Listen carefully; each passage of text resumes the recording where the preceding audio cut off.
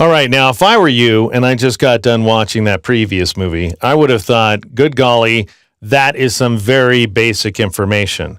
Not so much where this movie is concerned. I'm going to be throwing at you a little more intricate information because we're going to be talking about this tool down here at the bottom of the toolbox on the left-hand side of the screen, which is the zoom tool. And it allows you to decide the very specific portion of the image that you want to zoom into. So whereas as I was pressing Control plus or Command plus on the Mac, I'm zooming into the center of the image, in other words, the model's mouth. With the zoom tool, I can decide exactly which portion of the image I want to magnify.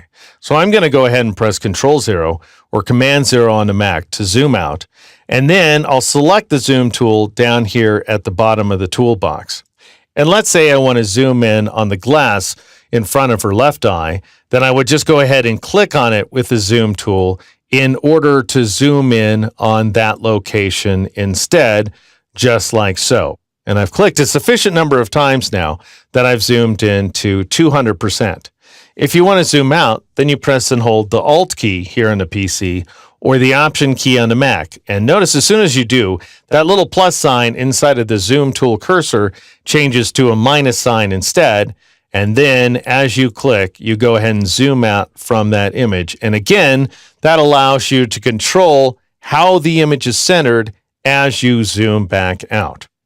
Now, again, this is one of those things that you do on a regular basis inside of Photoshop. You're constantly zooming and panning around.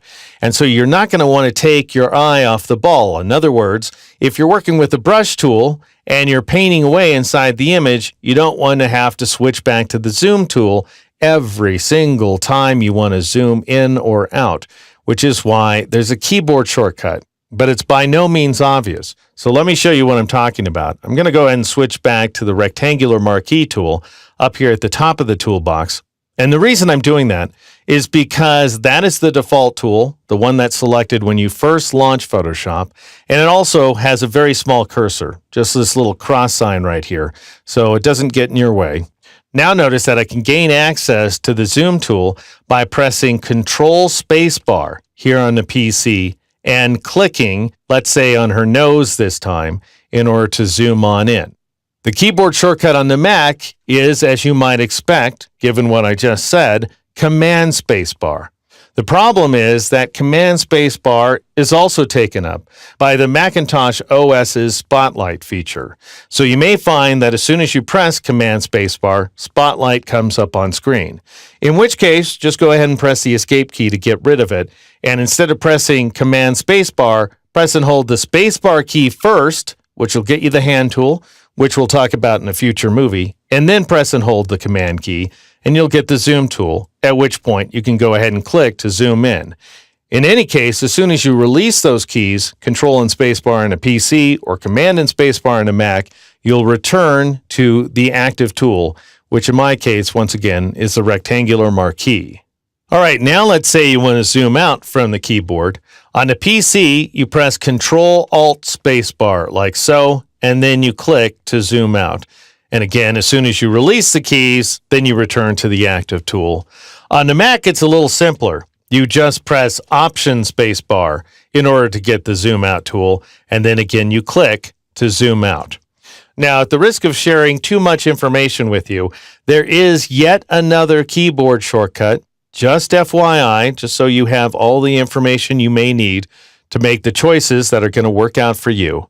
Notice if I hover over the zoom tool down here at the bottom of the toolbox, I can see the letter Z in parentheses. And that's because the Z key takes me to the zoom tool. So if I press the Z key, notice that the zoom tool is now selected down here at the bottom of the toolbox. The shortcut for the rectangular marquee tool, the default tool, is M. So I could just press M to switch back to it. And the reason I mention this is because Photoshop offers this feature called spring-loaded shortcuts. And so the idea is if you press and hold the Z key, then you'll get the zoom tool on the fly. I'll click on her nose, and then as soon as I release that Z key, I return to the previously selected tool. And so once again, press and hold Z, click to zoom in, release Z to return to the active tool. To zoom out, you press and hold the Z key, and then you press and hold Alt or Option and click to zoom out. So that would be press and hold the Z key and then press Alt on the PC and click. And that would be press and hold the Z key and press Option on the Mac and click to zoom out. But notice if I end up holding the Z key for too long or I release the mouse button at the wrong time, I may be stuck with the zoom tool, as just happened to me, in which case you just have to tap the M key to return to the rectangular marquee tool, and we'll be discussing the various keyboard shortcuts associated with the other tools in a lot of depth throughout this course. But I just want you to know that sometimes that Z key trick of just pressing the Z key and clicking and then hopefully releasing can result in you getting stuck with that zoom tool, which is its downfall, which is why I personally go ahead and press Control Spacebar and click to zoom in, that Spacebar command on the Mac and click to zoom in, or alternatively to zoom out, Control Alt Spacebar, click to zoom out. On the Mac, that would be Option Spacebar and click to zoom out. And that way you never get stuck with the zoom tool.